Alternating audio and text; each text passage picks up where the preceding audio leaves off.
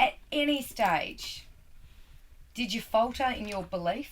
Did you, or was it just always, I know this is what I want to do? Yeah, I mean, it was always, I know this is exactly what I want to do.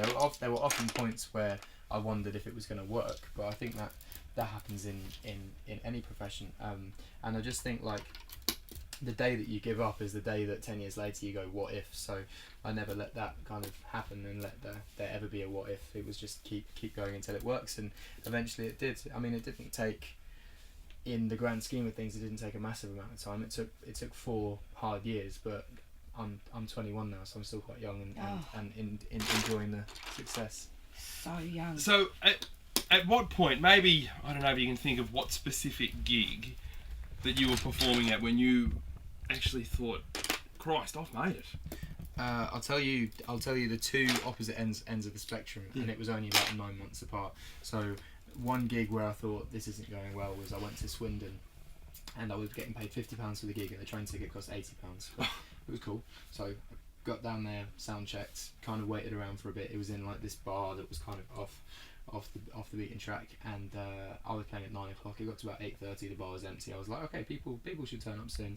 Got to 9 o'clock. No one had turned up. The sound engineer said you can wait an extra 10 minutes if you want. So I waited the next 10 minutes. No one turned up. So I ended up playing the gig to the sound engineer. So I just played the show to him, hoping that anyone would walk in, which they didn't. And then I missed my train back and ended up having to wait at the station till 5 in the morning to get the sleeper train back to London. So that was like the bad side. And then 9 months later, the single had got kind of radio play and stuff, and I was playing a festival called Wakestock Festival, and it was the first time I'd walked on stage. There was 10,000 people in the tent, and people knew the words to every single song, and it was like a definite. I mean, there was a lot of gigs in between that. They kind of built up to that point, but those are the two kind of extremes within kind of 9 months. So it can literally change very quickly. Wow. So when you are at a venue like that with 10,000 people and they're singing your song, is there sort of an evangelical feel to it? Do you feel like you're almost a preacher up there, everyone's on your side? No, because you never know. Like I've done shows that I thought would go well that I've ended up having shit chucked at me, and I've done shows that I thought would go really badly where they've ended up being the best shows of my career. So yeah, I mean it can turn within an instant. I've read that you've performed in Adelaide this week, went down a treat, and throughout the performance women scream things like, "Marry me, Ed."